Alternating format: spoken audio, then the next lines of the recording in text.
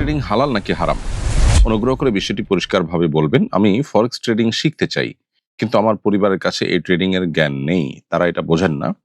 কিন্তু আমি এটা খুব ভালোভাবে বুঝতে পারি। যদি আমি এই লাইনে চেষ্টা করি তাহলে ইনশাআল্লাহ ভালো কিছু করতে পারবো বলে আমার ধারণা। প্রিয় দর্শক, খুবই গুরুত্বপূর্ণ একটি প্রশ্ন এবং আমার ধারণা এই প্রশ্নটি আরো অনেক দর্শকের মনের প্রশ্ন। এই প্রশ্ন উত্তর আমরা বলতে চাই, ফরেক্স মূলত বলা হয় ফরেন এক্সচেঞ্জকে। ফরেন এক্সচেঞ্জের সংক্ষিপ্ত রূপই মূলত ফরেক্স। আর এই ফরেক্স ট্রেডিং এর ব্যবসা বা ফরেন কারেন্সির এক্সচেঞ্জের যে ব্যবসা, এটা মূলগতভাবে কোনো নাজায়েজ বা হারাম ব্যবসা নয়।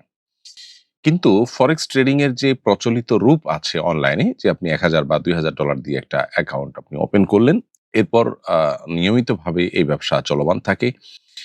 এখানে আপনার এই টাকার বা আপনার এই ডলারের বা যেটা আপনি কিনলেন, যে কারেন্সি আপনি কিনলেন, সেটা দিয়ে যে ব্যবসা হচ্ছে, কর্তৃপক্ষ যে ব্যবসা করছেন সেটা সম্পর্কে আপনার আসলে কোনো ধারণাও থাকে না।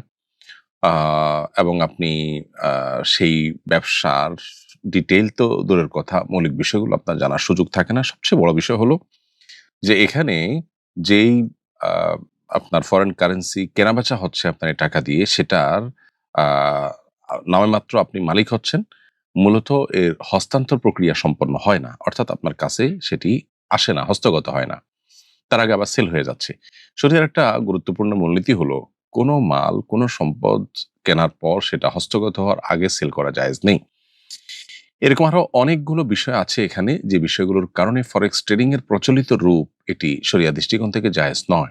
এমনিতে ফরেন কারেন্সির ব্যবসা, এক্সচেঞ্জের ব্যবসা মৌলিকভাবে জায়েজ আছে, কিন্তু অনলাইনে এভাবে ফরেক্স ট্রেডিং যেভাবে করে, এই প্রক্রিয়া কেনাবেচা জায়েজ নয়। বিধায় আপনাকে এই পদ্ধতির বাইরে অন্য কোনো উপায়ে ব্যবসা আপনাকে করার চেষ্টা করতে হবে। আপনি নিয়মতান্ত্রিকভাবে লাইসেন্স নিয়ে আপনি নিয়মতান্ত্রিকভাবে যথাযথভাবে আপনি ফরেন কারেন্সি কিনে তারপরে সেটা বিক্রি করলেন, সেখান থেকে প্রফিট করলেন, সেটা জায়েজ আছে।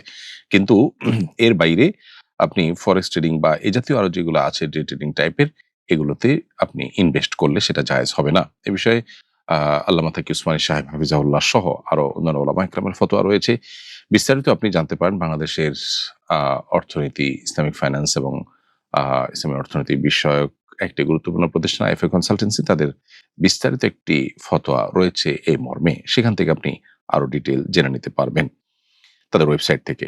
দীর্ঘদিন ধরে আমি জিনের আসর সংক্রান্ত একটি সমস্যায় আক্রান্ত। একজন কবিরাজ বলেছেন তিনি একটি স্বর্ণের আংটি আ পরিয়ে দিবেন। এটি ব্যবহার করলে নাকি আমি সুস্থ হয়ে যেতে পারি। পুরুষের জন্য তো মনে হয় স্বর্ণ ব্যবহার করা জায়েজ নয়। চিকিৎসার প্রয়োজনে ব্যবহার করতে পারবো কিনা? প্রিয় দর্শক, শরিয়া যদি কোনো কিছু আমাদের জন্য নিষিদ্ধ করেন, সেটি আমাদের জন্য উম কল্যাণকর হয় সেই নিষেধাজ্ঞা মেনে চলার মধ্যে। স্বর্ণ পুরুষদের জন্য ব্যবহার করতে শরিয়া নিষেধ করেছে। আমি জানি না এখনো বৈজ্ঞানিক কোনো গবেষণায় পুরুষদের জন্য স্বর্ণ কোনোভাবে ক্ষতিকর প্রমাণিত হয়েছে কিনা। আ বৈজ্ঞানিকভাবে প্রমাণিত হয়েছে কিনা এই প্রশ্নটি এজন্য আনছি যে আমরা আজকাল আ কোরআন এবং হাদিসের কোনো আদেশ নিষেধের পক্ষে আ বা অনুকূলে যদি বৈজ্ঞানিক কোনো গবেষণা পাই, তখন সেটি আমাদের ঈমানকে অনেক বেশি বৃদ্ধি করে দেয়। জাস্ট এটুকু। বাকি কোরআন হাদিসের চাইতে বড় প্রমাণের মূলসূত্র বা মাপকাঠি আর কোনো কিছু পৃথিবীতে নেই। বিজ্ঞান যা বলে তার সবকিছু যে সঠিক তা নয়, বা বিজ্ঞান সকল সমস্যার সমাধান দিতে পারে যে তাও কিন্তু নয়। তারপরও জাস্ট আমি বলছি যে কোরআন এবং হাদিস যদি কোনো কিছুকে নিষেধ করে তাহলে সেটা আমাদের জন্য কল্যাণের। সেটা নানা বিষয় নানা সময় প্রমাণিত হয়। অনেক সময় প্রমাণিত হতে হয়তো বিলম্ব হয়। ১৪৫০ বছর আগে নবী সাল্লাল্লাহু আলাইহি ওয়াসাল্লামের বহু আদেশ নিষেধ এবং নির্দেশনার সুফল বিভিন্ন গবেষণার আলোকে এখন আমাদের কাছে ক্লিয়ার হয়েছে।